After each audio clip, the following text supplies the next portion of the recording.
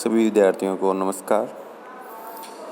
BSc third plant taxonomy की video lecture श्रृंखला में आज हम बात करेंगे एस्क्लेपिएडेसी फैमिली के बारे में। एस्क्लेपिएडेसी फैमिली के लगभग सभी प्लांट्स को आप जैसे ही कट करते हैं उनसे एक मिल्की लेटेक्स निकलता है, दूध जैसा लिक्विड बाहर निकलता है और इसीलिए इस फैमिली को मिल्कवीड फैमिली भी कहा जाता है। बेंथम हुकर क्लासिफिकेशन के अकॉर्डिंग यह फैमिली एंजियोस्पर्म डिवीज़न के डाइकोटिलिडन सब डिवीज़न में आती है। डाइकोटिलिडन सब डिवीज़न का डायग्नोस्टिक कैरेक्टर है कि बीजों में 2 बीज पत्तर 2 कोटिलिडन्स प्रेजेंट होते हैं और फ्लावर नॉर्मली पेंटामेरस होते हैं, पंचतयी होते हैं। पंचतयी से तात्पर्य है कि प्रत्येक पुष्पीय चक्र के जो सदस्य हैं उनकी संख्या लगभग 5 के बराबर होती है। यह फैमिली गेमोपेटली क्लास में शामिल की गई है बेंथम हुकर द्वारा। गेमोपेटली क्लास का डायग्नोस्टिक फीचर है कि जो सेपल्स और पेटल्स हैं, कैलिक्स और कोरोला के मेंबर जिनको हम सेपल्स और पेटल्स कहते हैं, वो स्पष्ट होते हैं और आपस में जुड़े हुए रहते हैं। जुड़ी हुई कंडीशन को गेमोसेपेलस या गेमोपेटलस कहते हैं। यह फैमिली बाइकार्पेलिटी सीरीज़ के अंदर शामिल की गई है। बाइकार्पेलिटी सीरीज़ में वो स्पीसीज़ हैं जिनमें 2 कार्पल्स होते हैं और जो ओवेरी है वो सुपीरियर होती है। सुपीरियर ओवेरी उन्हीं फ्लावर्स में होती है जिनमें फ्लावर हाइपोगाइनस टाइप का होता है। ये मैंने पीछे की क्लासों में आपको बताया भी था कि हाइपो मीन्स नीचे और गाइनस मीन्स गाइनोसियम। तो अगर पुष्प के सभी चक्कर गाइनोसियम के नीचे लगे हुए हैं तो ऐसी स्थिति हाइपोगाइनस जायांगधर स्थिति कहलाती है, जिसमें ओवेरी ऊपर ही ऊपर लगी होती है और उस स्थिति को हम ऊर्ध्वांडाशय या सुपीरियर ओवेरी कहते हैं। अगर हम इस फैमिली के डायग्नोस्टिक कैरेक्टर्स की बात करें तो प्लांट्स होते हैं वो नॉर्मली श्रब कंडीशन में पाए जाते हैं। कुछ एक हैं वो ट्री के फॉर्म में होते हैं और लगभग सभी भागों में, चाहे रूट ले लो, लीव्स ले लो, ब्रांचेज ले लो, स्टेम ले लो, हर जगह मिल्की लेटेक्स आपको मिलेगा। लीव्स होती हैं वो सिंपल होती हैं और अपोजिट डेक्यूसेट फॉर्म में होती हैं। सम्मुख क्रॉसवर्ड होती हैं। अपोजिट डेक्यूसेट में क्या होता है, एक जगह 2 लीव्स हैं आमने सामने तो ऊपर वाली लीव्स उनको उनके विकर्ण में, उनके लॉन्गिट्यूडनल में पाई जाती हैं। ऐसा आप अपने आसपास केलोट्रोपिस या जिसको नॉर्मल भाषा में हम कहते हैं आंकड़ा, उसमें देख सकते हैं। पुष्पक्रम है वो साइमोस प्रकार का होता है। साइमोस पुष्पक्रम में जो पुष्पीय एक्सिस है उसमें वृद्धि रुक जाती है। पुष्प होता है वो हाइपोगाइनस होता है। एंड्रोसियम, इस फैमिली का जो एंड्रोसियम है वो कुछ विशेष प्रकार का होता है। ये इस फैमिली का विशिष्ट लक्षण है जिसके बारे में हम आगे बात करेंगे। गाइनोसियम में 2 कार्पल्स होते हैं और दोनों कार्पल्स अलग अलग होते हैं और ऐसी कंडीशन को हम एपोकार्पस कंडीशन कहते हैं, वियुक्त अंडा की कंडीशन कहते हैं। वर्तिकाग्र जो स्टिग्मा है वो 5 कोनों में डिवाइड होकर एक छत्रनुमा आकृति बनाती है।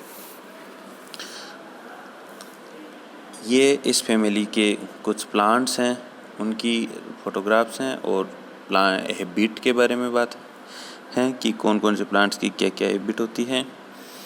और जैसे हम बात करें हैं इस प्लांट्स के विशिष्ट लक्षणों के बारे में, तो जो रूट होती हैं वो टेप रूट होती हैं, ब्रांच टेप रूट होती हैं। कुछ प्लांट्स में जो रूट होती हैं वो ट्यूबरस होती हैं और कुछ प्लांट्स में एडवेंटियस रूट भी पाई जाती हैं। स्टेम नॉर्मली एरियल होता है, ब्रांच्ड होता है और हर्बेशियस या वुडी हो सकता है। ये इनके बारे में बात है। हम बात करें जैसे फ्लोरल कैरेक्टर्स के बारे में, तो हम बात करें जैसे सबसे पहले पुष्पक्रम हमने बताया साइमोस प्रकार का पुष्पक्रम होता है। फ्लावर की बात करें हम तो फ्लावर इनमें ब्रैक्टेट होता है, सैपत्री होता है, मतलब कि ब्रैक्ट्स पाए जाते हैं और पेडिसिलेट होता है, सेवरंत होता है, ब्रेक्टियोलेट भी पाई जाती हैं। कंप्लीट फ्लावर होता है, चारों वॉल प्रेजेंट होते हैं। बाइसेक्सुअल होता है। एक्टिनोमॉर्फिक होता है, किसी भी डायरेक्शन से आप फ्लावर को कट करोगे 2 बराबर भागों में डिवाइड होगा। कुछ प्लांट्स हैं जैसे सिरोपीजिया, इनमें जाइगोमॉर्फिक भी पाया जाता है, मीन्स केवल एक डायरेक्शन से आप कट करोगे तो ही 2 बराबर इससे मिलेंगे। फ्लावर पेंटामेरस होते हैं और हाइपोगाइनस होते हैं।